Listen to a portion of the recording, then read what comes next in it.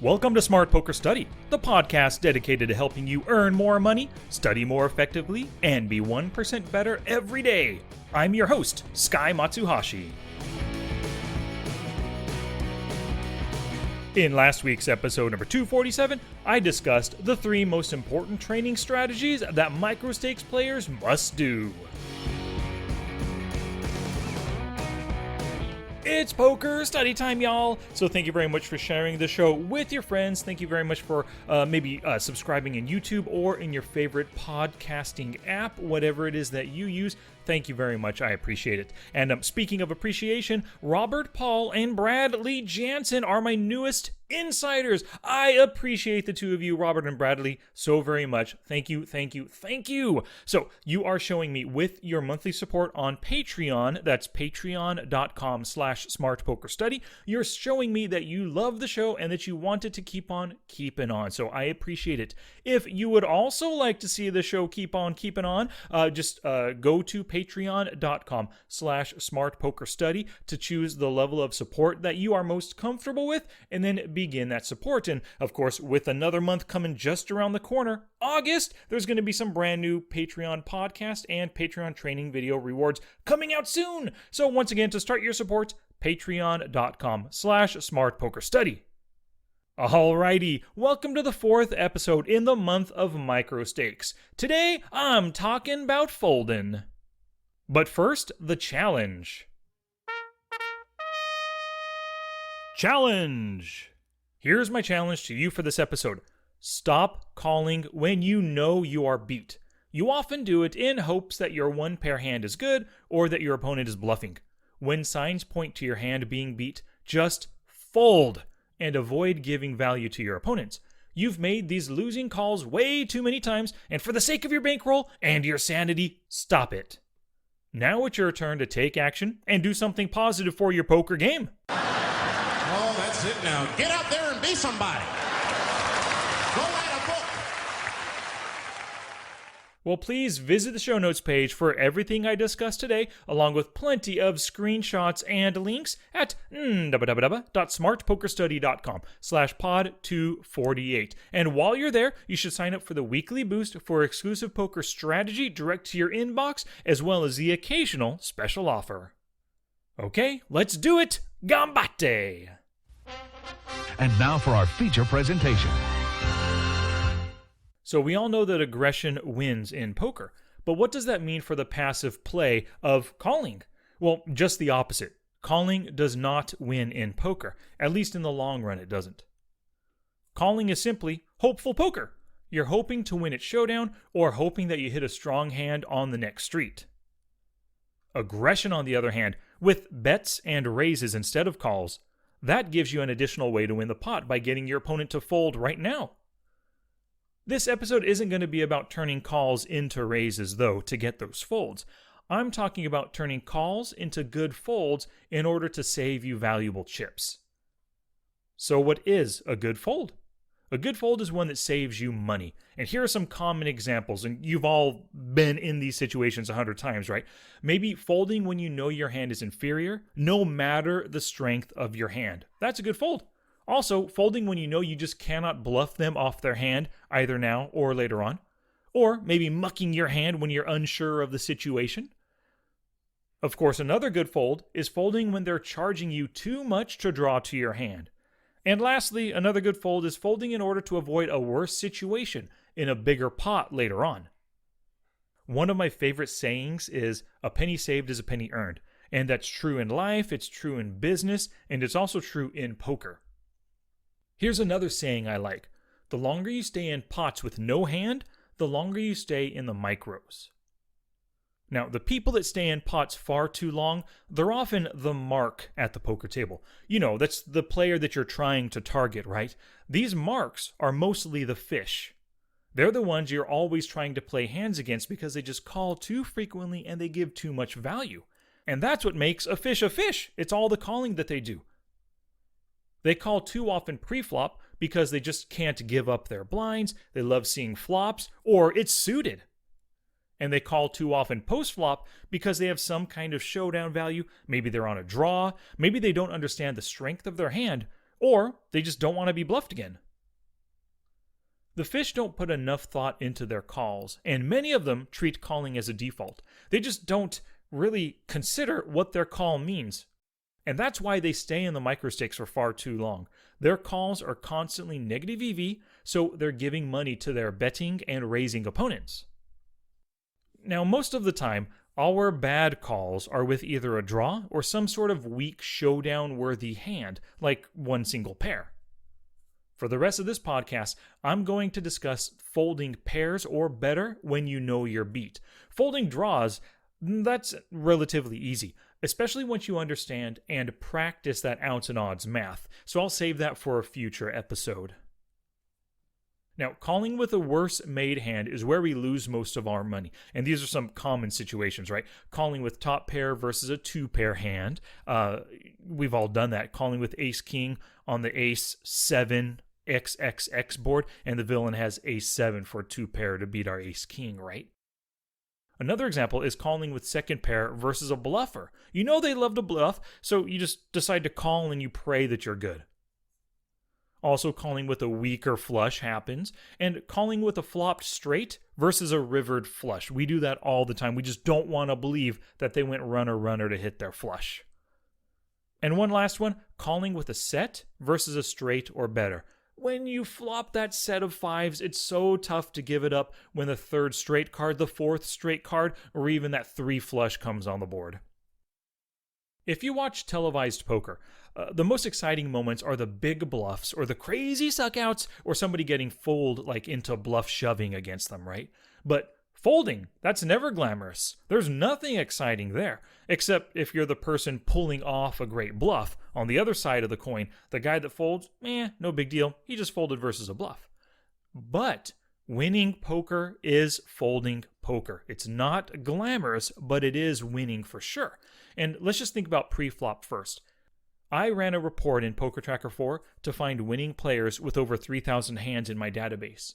The report brought back 32 winners with 3,000 or more hands, and their VPIPs range anywhere from 11 to 30%. Now, let's look at that highest percentage. If your VPIP is 30%, what are you doing for the remaining 70% of the time? Yep, you guessed it, you're folding. These winning players are folding pre-flop anywhere from 70% up to 89% of the time. So yes, winning poker is folding poker. If I look at the winningest players in my database with a win rate greater than 10 big blinds per 100 hands, they fold between 71 and 81% of the time pre-flop. So we could just average that to say 75% of the time. That means 3 out of every 4 hands dealt to them, they are folding. And that's kind of a lot of folding, but it also leads to a lot of winning. Now, how often do you fold pre-flop? Just whip out your database, take a look at your VPIP percentage, and subtract that from 100%. That's how often you fold. If you're a constant loser at the microstakes, my guess is you fold maybe 65% of the time or even less. That means you're VPIPing way too much, and you must be more selective in your pre-flop hand choices. So that's pre-flop, but what about post-flop? So out of those 32 winners, I found that 21 of them fold greater than 50% of the time versus a flop bet or a flop raise. 17 fold greater than 50% versus a turn bet. 18 fold greater than 50% of the time versus a turn raise. 25 of them fold 50% of the time versus a river bet. And 18 of them fold 50% of the time versus a river raise. So versus each of these bets or raises on the various streets, more than half of these winning players are folding more than half of the time. So if you look at your database and you're folding less than this, you're probably not folding enough, and those stationy tendencies are leading to losses. Now you might hate folding, but folding gives you an additional benefit. It allows you to exit the hand and save you money. But you're still involved in the hand. Not involved, you're still sitting at the table, so you can learn from it if there are other players still involved. You aren't required to get to showdown to learn from a hand. You basically just need to observe it. In live poker, make sure you continue watching the action and learn how your opponents play after you fold. Of course, online players used to do this as well. But it's kind of tough when you're multi-tabling, and that's where database and hand history reviews with a program like Poker Tracker 4 really comes in handy.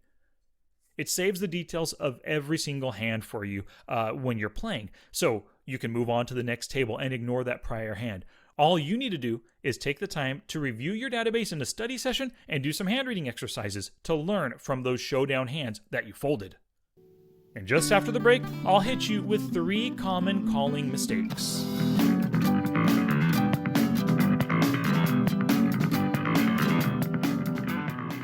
Alrighty, one big group shout out today. So on Wednesday, July 24th, I held my Playing to Learn Micro Stakes webinar.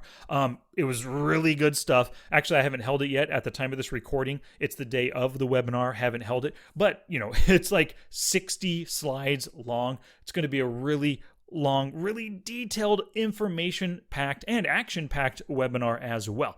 But I do want to thank all the people that purchased it prior to the webinar dropping. They are Brian Chansey, Garrett Romaine, Andreas Trantifalou, Joel Spurney, John Walsh, David Ridge, Jerry, Cindy, Montas Kerpius, Chris, Alexi, Ernst, Stanley, Philippe Verhelst, Bud Kincaid, Pertu Lanity, Oliver, Darren Lane, Christopher Wasson, Ian Trickett, Asher, and Cohen. And next week I'll have a few more to read off, a few more thanks to give out for people who purchased Playing to Learn. If you want to pick it up for yourself, you can go to the show notes page, and there's a link right there at the bottom of the page for you to get this incredibly beneficial webinar, especially for all you micro stakes players who are either losing or just want to make more money so you can build your bankroll and get out of the micro stakes. Alrighty, back to class, poker people.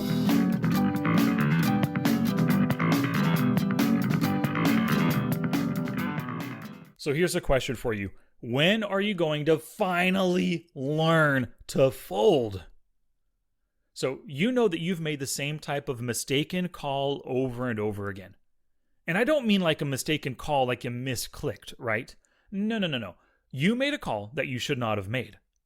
All the signs were there that you were beat, but you still clicked that call button. You actually knew in your gut that they just hit their straight or hit their flush, or they have a better 2-pair hand, or they have a set versus your top pair, whatever. In your gut, you knew that they beat you, but you still clicked the call.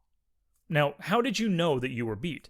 Maybe it was their bet size, maybe it was their HUD stats, maybe it was their tendencies, or maybe it was the fact that you've played with this player over thousands of hands and you just knew that you were beat. Maybe you were arranging them from pre-flop to the flop to the turn. You realized what hands could have been making the calls on every street, and lots of draws were in that range. The draw completed the river. You knew they had it. They suddenly let out for 2/3 pot. Yeah, you knew you were beat, but you still clicked call. You ignored your gut and your pride, and maybe your heart took over, and it forced you to click that call instead of that fold button. Or maybe you simply just haven't learned your lesson yet, even though you've made these failed calls time and time again. So I'm going to help you finally learn this lesson. If you go to the show notes page for today, you'll find 3 different screenshots for filtering through Poker Tracker 4 to find 3 common and yet terrible calling situations. I recommend that you follow along in your own database right now as I discuss each of these. You're probably going to find that you are a big loser when making at least one of these common calling errors. So the first common calling error is double barrel c-betting, then calling a river bet with a 1-pair hand. Now the filter for this is a little complicated. The first part, c-bet on the turn. Second part, called any river bet. Third part, made 1 pair on any street using 1 whole card. And lastly, you need to put in a filter that says you did not make 2-pair, didn't make 3 of a kind, no straight, no flush, no full house, you didn't make 4 of a kind, and you didn't make a straight flush either. So it limits you to simply having pairs when you made your call. Once again, go to the show notes page to see what this screenshot or see what this filter looks like in the screenshot. When I took a look at my database after filtering for this, my win rate in this situation is negative 2,178 big blinds per 100 hands. If you divide that by 100, that means I am losing 21.77 big blinds every time I double barrel, then call the river.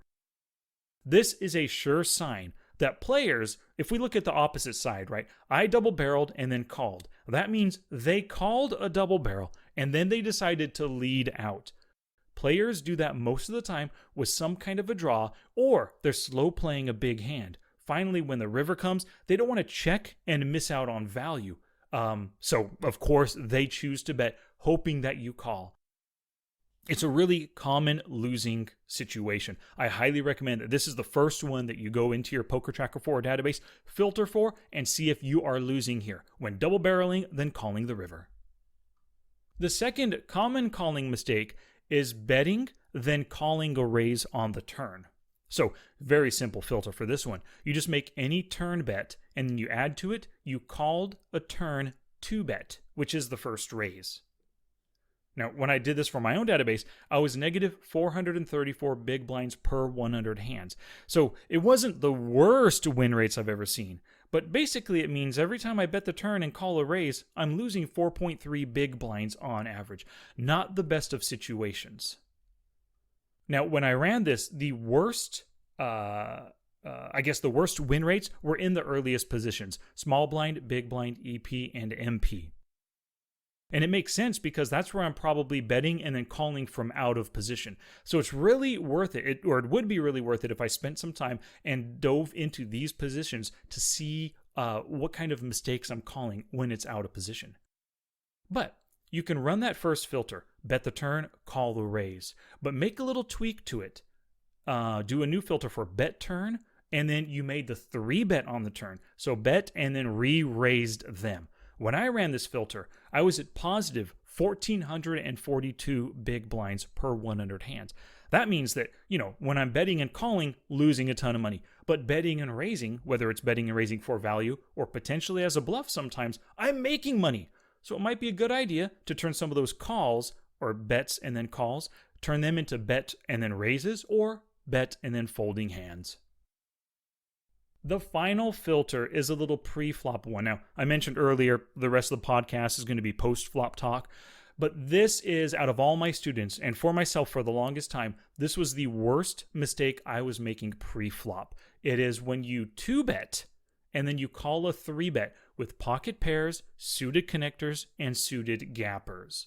So these are 3 different categories of hands. So what I want you to do is, in your Poker Tracker 4 filter, the first filter you add is raised pre-flop any 2-bet. The next filter is you called the 3-bet. And then put in the exact hands, pocket 7s through pocket deuces, and then run the filter. Take a look at the number of hands, the dollars won, and then your win rate when you're open raising, calling with 7s through deuces, right? Then remove those hands. Do it with suited connectors. 3 deuce suited up through queen jack suited. And then do it with suited gappers. 4 deuce suited up through queen 10 suited. So take a look at each of those with all the number of hands that you did this with, the dollars won, and the win rate associated with each. So you want to think about which hands are costing you the most money when you're raising and then calling. Which ones should you never 2-bet and then call the 3-bet with ever again? You need to make a note of any mistake that you made so you can work to not repeat them in the future. The Lord works in mysterious ways, don't I? A good day. Bye. Bye, Yukio. This episode isn't complete until you head to the show notes page at www.smartpokerstudy.com/pod248. Go there for screenshots and links to everything discussed today, and to pick up your own copy of the Playing to Learn Microstakes webinar, if you haven't done so already.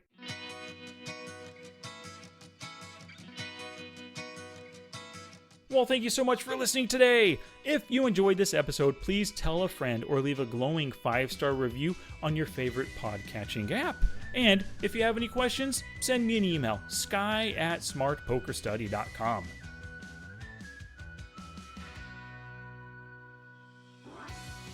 Alrighty, poker peeps, in the next episode, number 249, I'm going to hit you with the theme for August. Word of mouth is best advertising, so thank you very much for sharing the show with other poker people. Your sharing and caring is what helps us grow. Until next time, study smart, play much, and make your next session the best one yet.